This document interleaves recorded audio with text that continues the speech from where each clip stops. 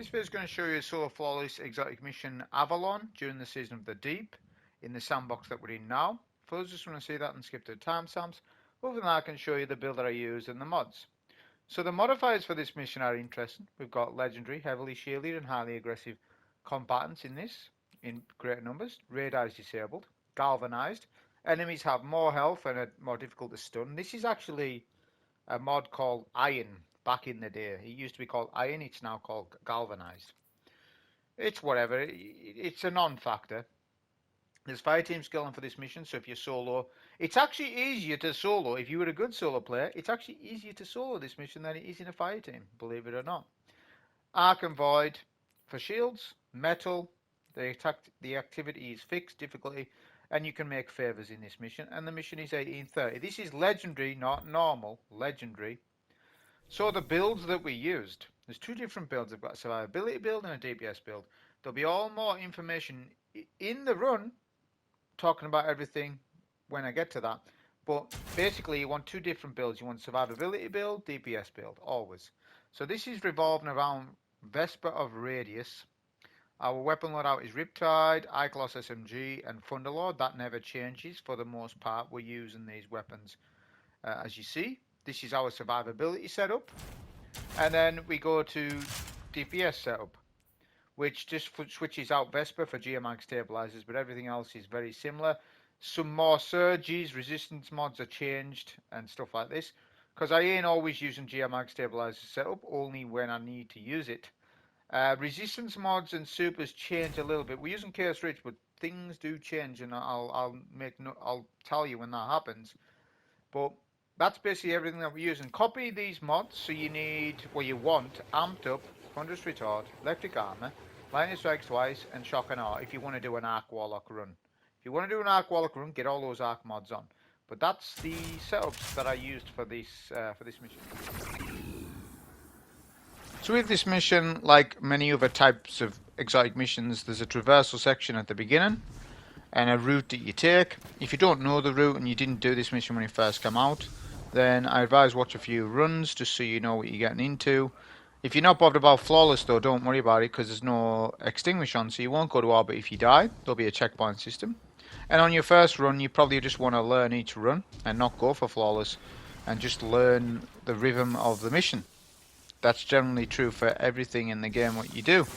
Apart from GMs, because you've got to learn them and not die, because you won't learn the boss fight, for example, if you're down at the start or the middle all the time. But with a mission like this, you can sit here and learn each encounter thoroughly and know what you're going to do for when you do a solo flawless. So this mission's really revolving around the shapes and the splicer mechanic with the towers and stuff, just that you shoot different shapes. So we'll just make our way there.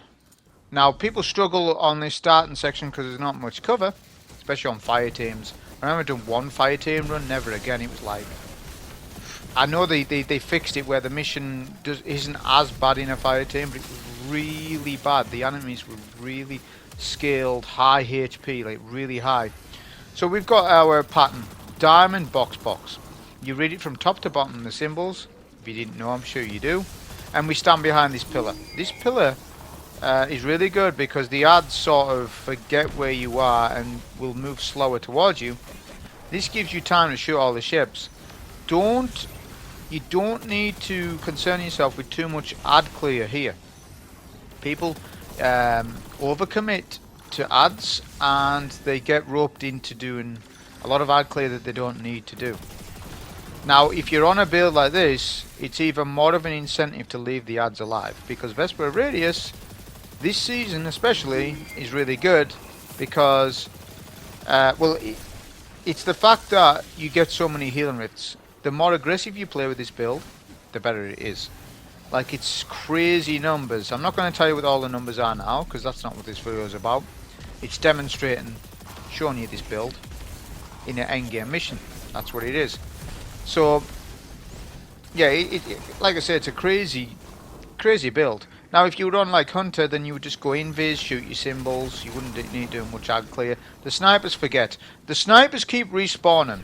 So up above me, top left, top right, the snipers. They keep respawning every phase. You've got 3 phases. So you'll have 2 snipers every phase. So don't worry about killing them. Right? Don't, especially with the mods this season, you can out tank all that. Do your ships. So I've done all my 3 phases. I have super, Chaos Reach. We're going to jump up in the air. That's key that you do that when you go around the corner. Jump up in the air and kill the 2 Cyclopses because they have 1-shot potential on you, I think. Well, I don't know if you've got electric armor. Maybe they don't, but nonetheless, you need to clear those these Cyclopses. We then spawn checkpoint. Did you notice what I've done there? You can actually spawn the checkpoint for enter access codes by just running top mid.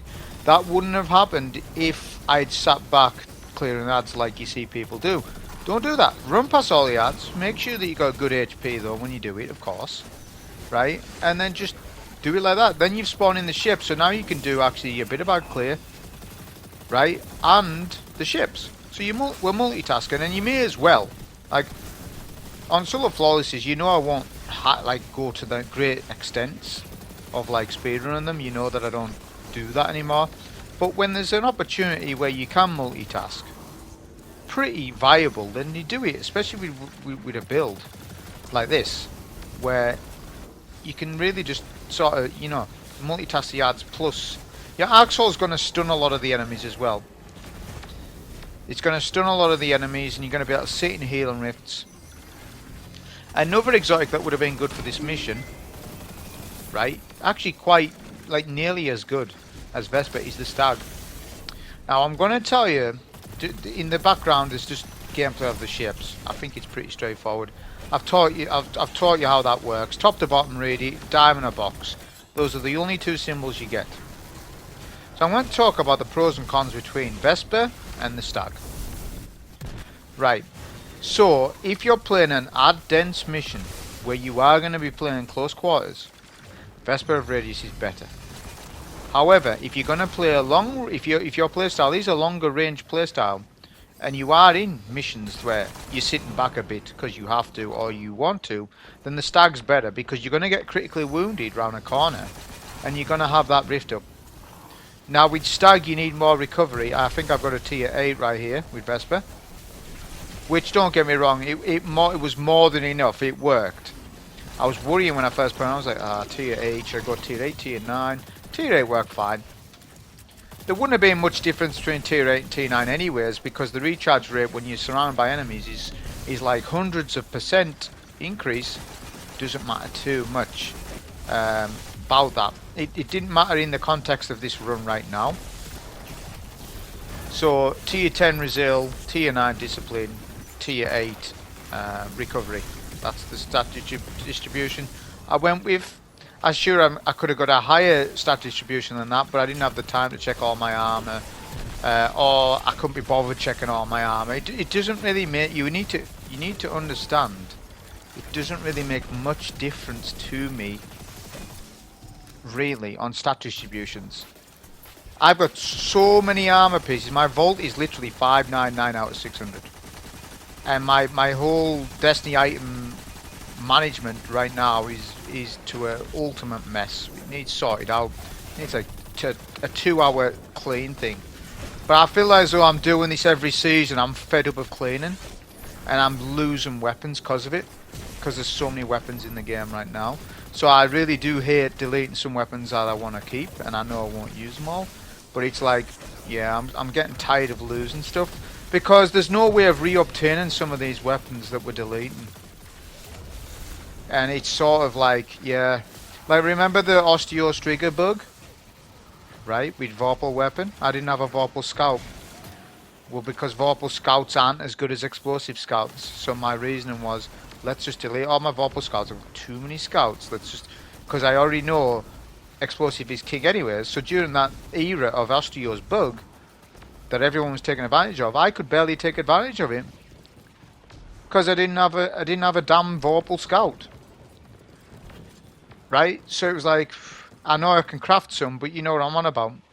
So that's the only thing. But anyways, that first encounter is really straightforward. You can see how I played it. Remember, don't go on a mass ad clear rave. Focus the ships. You're wasting time doing that. Only clear ads when you need to clear. Make sure you don't fall off this section here, the map. This jump reminds me of Whisper of the Worm, the mission, the Whisper mission. This section here, I guess it's inspired by that mission. This little bit here, this jump right here, I hate. Did you see I nearly knocked off? There's a notch boss there. If anyone knows what a notch boss is, I bet you probably don't. Let me know if you know what that means, because I know what it means. I want to see who knows what that means. But that's what that is, and I got knocked off the map there. So this little section, if you're gonna try and do it in a wanna like this, just keep pushing forward. Don't hesitate once. Don't stop once, as you will definitely get knocked off the map, because that's how the timing works. Like I said, you can make a Woken's favours or whatever, but it has no bearing on the run. I don't know why this is an actual modifier for the mission, to be honest. Right, we're going to make some changes, because this is the hardest section. We're going to go double void resist, take off a soul, whatever the other one was. I think it was arcs. I think it was solar, sorry. We're going to take that off. Go double void resist concussive dampener. This is critical, I repeat. Double void resist concussive dampener. You must use it. If you don't know. You need to do that, lest you may die. Okay, on this encounter. We've also swapped to not Curse Reach, but Storm Trance. And you're going to see why we've switched to Storm Trance when we do this run. So, you've got a bank modes. This is the Prophecy, the Gambit mechanic. Right, where you kill enemies and you pick them up. I actually really like it. It's the funny thing. I hate Gambit. But when they involve the moats in PvE, like even in Garden Salvation, I love that. Picking the moats up and then going to bank them in mid. There's just something about it that's really satisfying. But in Gambit, funnily enough, it isn't. Because of PvP, that's what ruins Gambit. Because of the PvP rubbish. But you can notice it's 8 out of 8. Now, what I've discovered when I was doing this run is actually kill the Rivens. This is where Riptide comes in. You're going to stun and freeze them. Make sure you've got a chill clip one though if you're going to do that. A Vorpal one, well a Vorpal one wouldn't even work on those because they're red bars. Right, but make sure you've got a chill clip Riptide, which I feel as though most PvE players have this weapon because they know how critical it is to the game right now. So you make sure that if you're going to do what I've just done, you use a chill clip, right, to stun them. Because there's two Rivens. And here's my thing with it.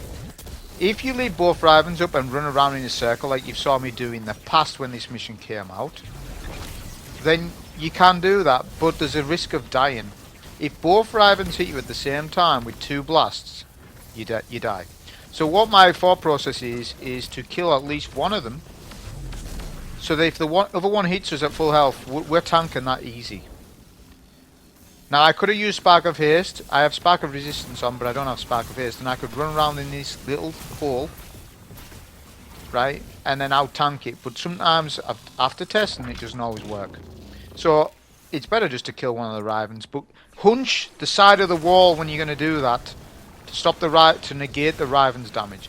Right, that's phase 1 of this mission. You'll get the boss. You have to do 40% HP to the boss, a Hydra.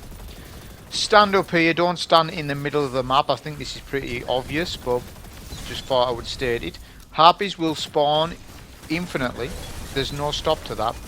There's a stop to the orange bars though. Make sure that you melt some of the orange bar harpies, the major harpies, before you send the boss away. Because you're going to have those tanky harpies up when you are doing moats on the next phase. And the next phase, phase 2 of this fight, is the hardest section, in my opinion, of this mission. It's the most dangerous because you have to collect more moats. It goes 10, 12, 14, I think. I think it goes 10, 12, 14. I think it goes 14. So you can imagine on that 14 rounder, where you're going to pick 14 moats up, it's a little more difficult because the adds, the RNG, the goblins, sometimes they're slow coming out of the gate. You're timed, remember this. If the time runs out, it's like a deletion thing. So if you're not in the hole, you die. So it's an instant wipe, which is actually a really cool mechanic. I actually really like this encounter because it reminds me of Wrath of the Machine when you would go in the doors and shoot the lock to get in the door before the wipe mechanic. I love wipe mechanics. They don't do enough of them. They don't do enough of them lately. But yeah, I do like this mechanic because it forces you to improvise. Like right now, this is why we're using Storm Trance. So you saw that I banked my motes, but I have no idea how many motes I had. Because there's 4, here's the thing, you've got 4 lines of text. Armor Charge, Amplified, Healing Rift, and Protected Area, I guess is a line of that text. You can only have 4 lines of text up. Right? Which means I can't see what the hell, like this makes it so difficult. I don't know how many motes picking up. You've got to count them best you can when you're running around. The best thing is always lead with an Arc Soul and a Healing Rift. So you need to pop your Healing Rift, get amped, get amplified it up, so that when you're running around, if there's an extra mote or 2 you need, the Arc Soul will finish that goblin off. Right, that the Fanatic, sorry. And then you can seal the deal. So now we've got 12. There's snipers. I don't recommend that you need to do anything with the snipers, providing that you play in a very specific way. That doesn't mean be lazy. What it means is your focus is entirely motes and HP management. So you need to, like I said, be running around, picking up your motes and managing that as best as possible. So on that phase I had to pop super, right, just before. That was really critical that I done that. The Dynamo's going to help us because we're popping our rift. That's why I've went double Dynamo. That is the reason. So now we're just done. So we've done, that was the hardest phase, we've just done that. And that's it. Now the boss will spawn back in and it's easy clears. This is literally very easy. It's just the white mechanic before. We'll use a server, why not? Storm Trance actually does okay damage now. And if you follow my channel long enough, you'll know that I've done a super damage test. I actually really enjoyed doing that. I might do that. I might do some tests again. I love doing that on Kali. But anyways, one of the highest damage supers I tested was with the exotic chest plate that buffs Storm Trance. It's insane. If you get the kills, right, then you can buff Storm Trance's super by so much. The problem with the chest plate, Storm Dancer's Brace. I think that's what it's called, Storm Dancer's Brace. If you do get your buff, it's incredible, but it's very situational. Right? You need a lot of minor adds surrounding a boss to then kill those minor adds within 2 seconds, 1 to 2 seconds, and then just wail on a boss with it. And it does so much damage. Like, it's incredible. I'm actually really interested to see what damage that'll do now. But I'm really just wanting a new mission to come out that's designed in such a way that some other exotics get a play. Like, that's, you know, that would warrant it. Which it hasn't for the Storm Dancer's Brace. There's no encounter that comes to mind. I mean, maybe on the Grasp of Avarice Ogre boss, if you leave Thrall up. That's one I can think of, but that's what I'm saying. I'm just wanting them to, I want to see where they go with encounter design. That's my biggest issue with the game at the minute. Encounter design has gotten lazy. This mission isn't lazy, by the way. I actually nearly died here because of fall damage, so just be careful of that. Like, this mission is far from lazy. This mission is really well designed. I think it's one of the best missions we've had. I don't know if it's better than Presage, but it's like a good 8 out of 10 mission. The exotic that you get from it is really good, which helps. You can craft the exotic and all that stuff, and there's secrets, and this is like top notch. I can't really complain with this mission. It's really good. I like it, especially a legend difficulty of it. It's balanced really well because it's a difficult solo to people. Like, I've searched up this mission, solo flawless Avalon, this week. No one's doing it.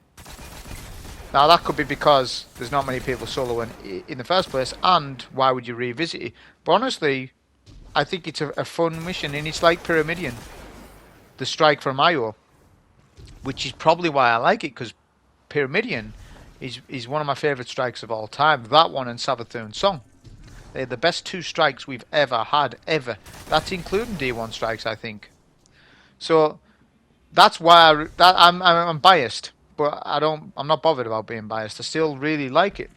I like the boss design, the map road. Like, it's really good. You'll see, because obviously there's 3 phases, which the first boss, the Pyramidion boss, well, he did have phases, but it wasn't in the same way. So yes, they've probably reused assets and put a skin over the Pyramidion strike, but this is an example of them reusing content but getting the most out of it and doing really well at it. If it means that they don't have the assets to make new strikes, well then why can't we have the old strikes with new skins on them? Because they likely have some sort of program where they can make a strike with like a taken arena or whatever type of terrain you can think of. Do that. I'd be happy with that, because that would be a lot better than Battlegrounds. It would be a lot better than Battlegrounds as like new strikes and stuff. So I've got the Chaos Reach build on. I supered just slightly too soon. That's okay though. But this does look dangerous, but it's really not, because I'm going to stand right here. This will give us a little bit of protection. We'll pop a healing rift first and switch off our build. Then we'll break out the Riptide, because this Riven's going to push. We'll freeze him to stun him. And that just... it means that I've been able to do a bit of super damage before ads come out. And this is what I'm on about phase 1. It's map rotation this. So you see this cover, but the cover rotates. So wherever the boss is, there's no cover, of course. But then there's cover. The cover goes in and out, right, which is what I really like. So we do a bit of funnel lord damage because we've got arc weapon boost here. Obviously I've got Vesper Of Radius build back on, because that's our survivability build. On an Arc Warlock, you're not going to be able to do a 3rd damage instantly on this phase, because the boss is tanky. So it's going to force you to do a couple of phases of enemies, but it isn't much of a problem. Like, let the ads come in, get a good pulse grenade on them. Like, I'm behind cover here, I'm off the opposite side of the map. Pulse grenade wasn't that good there. Ikelos is doing well in this with Volt Shot, so I've got Volt Shot on it. Perpetual Motion. I've had a couple of people argue with me over the Perpetual Motion Feeding Frenzy versus debate. Now, you watch this video. Has there been a time when I've struggled with my reload? Has there been any time where, okay, Feeding Frenzy would have been better here? This is endgame content, mind you. Has it been better? Has it been bad, my reload, ever? No. Because we got amplified, which helps. But it goes to show Perpetual Motion, right, is best in slot reload for Ikelos. It is best in slot if you consider endgame content, yes. If you are in patrol, no. Feeding Frenzy is better because the red bar mob enemies are weaker. On GM, they are stronger, and we know exotic primaries do 40% more damage than legendaries. So legendaries suffer against GM mob ads or sword enemies, an enemy with a sword icon. So if I'm running around trying to avoid the ads, guess what? I'm still getting a good reload because Perpetual Motion works everywhere. Perpetual Motion is not a PvP perk only, it is also a PvE perk.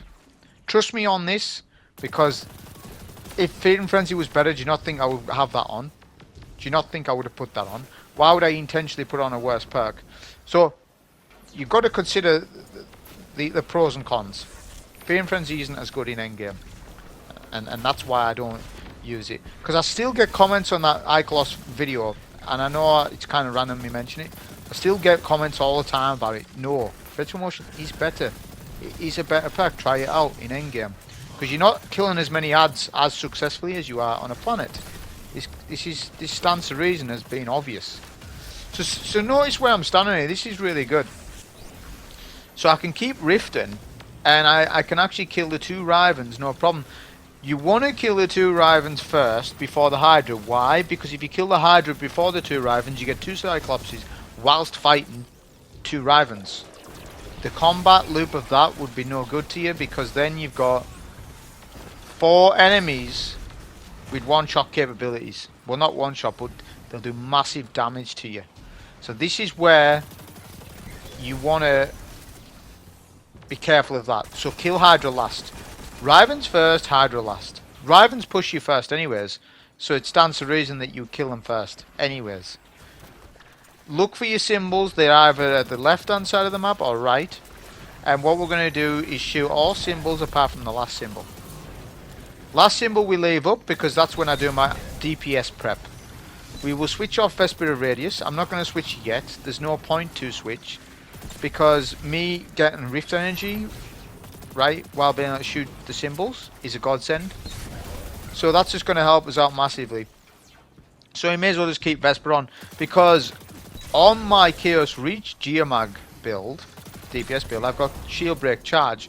Now Shield Break Charge is a hefty mod. It's 4 energy. I don't know why it should be 1 energy like it used to be, but it isn't.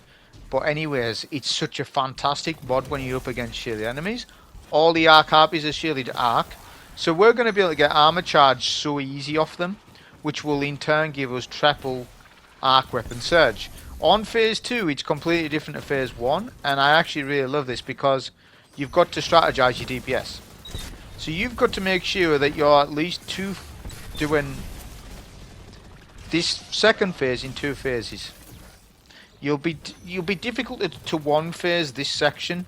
You would have to have the right loadout on, Wither Horde, maybe a linear, whatever it might be. But I just stuck with Thunderlord because it's just arc themed, and Thunderlord does a really good job. So for DPS, heal and rift first.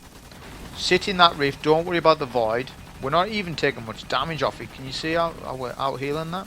And then just spam Thunderlord. It'll reload itself, then pulse grenade, and then super. Obviously, do your super in good time because you got your firewall rebooting. So make sure that you do that before that timer ends, and then DPS is done. You immediately jump down below. As ads are going to respawn, and then we'll go back to our safety section. This is really good, this spot. I only just found this safety spot today because I had never really explored this map too much, because I think when the mission first came out I didn't really need to, because I think I was running like Devour Hunter and stuff. I can't even mind what runs I've done on this mission, but I have done all 3, I'm sure. We're waiting on a heal and rift plus our pulse, which we got bomber on, so we got a good chunk of pulse grenade energy there. I have no Riptide ammo. That's what I'm suffering with right now, because I was wanting to melt them. But it's good because the Rivens won't do their boop. They won't melee you. They won't go in the air and fly at you here. So it's really good. You can just really melt them down in a rift. I saved pulse grenade on purpose because for those who remember the OG Garden World strike, pulse grenades do critical hit damage to Cyclopses. Now in Garden World the boss was a big Cyclops, but the mini Cyclopses work exactly the same. You do critical hit damage with pulse grenade damage. After all this time, after all these years, that still works the same. It's really good. So that's why I'm saving pulse grenades for them, because it just means I can melt them quickly. Also, I've got solar resist on, so I'm not double void resist anymore. I'm solar resist as well, because the boss does a lot of sniper shots at you, and the cadence of how he snipes you is different as well. Notice from phase 1, he'll keep doing it over and over, his sniper shots, whereas on the phase 1 he doesn't do that. So same thing as the other phase. We need to shoot all symbols, wait till the last symbol, right, and then I think I do switch to DPS, even though we don't really need to do that, but we're not going to use super. We're just going to take advantage of Thunderlord with triple arc weapon surge, just to get him to send the boss to the final floor. So we'll switch now. These harpies are on a timer, so they're a unlimited spawn, but you can kill them all quickly and then have no ads alive and then do DPS to the boss. If you want your DPS phase to be as safe as possible, you can do that. The same strategy what I used on Ghost of the Deep. I don't know what name I would give that. Ad manipulation, essentially. You know, so say the harpies are on a 30-second time or whatever they might be. If you kill them in 15 seconds, you got 15 seconds of 3 DPS. I didn't bother doing that though, because when I pop my Healing Rift, Axel will stun the harpy, so I can just do Thunderlord damage. So we'll get into a third. don't worry too much about ammo now. It doesn't really matter now, because when you get to phase 3, which we're gonna be careful. Did you see that dodge? Now that's a classic example of paying attention to your audio cues. I didn't just randomly dodge that, by the way. I heard the Cyclops charging up, and knew the timing on it. It's weird. It's such a weird thing. There's so many things in the game I can tell you that I just know by the feel of it because I've played the game so long. But I couldn't tell you the timing on a Cyclops charge. I wouldn't have a clue. But when I'm playing, I actively know the charge. It's all these little details that you just get to know because of years of playing the game. So yeah, always pay attention to audio cues of everything. You should know audio cues of all enemy types in the game without even looking at them. You're behind cover. You know all the moving parts in the game. I know all the moving parts, and that's where you get your extra skills, is by doing that. So this is a really nice spot for DPS on the right hand side of this Vex Milk, because you can't really get hit, but you can do consistent damage to the boss, because the boss is sniping on the left hand side and there's a hard wall next to me, to the left of me. So it's just utilising physics, like for us. We'll end up just finishing the boss off here as well. I put a scout on just in case I was going to use it, but I didn't. I had enough ammo to finish boss off. But you can see how that is easy on the third phase. But that was the solo flawless for this mission. It's a really cool mission. Maybe return to it if you're bored, but hope you enjoy. Thank you.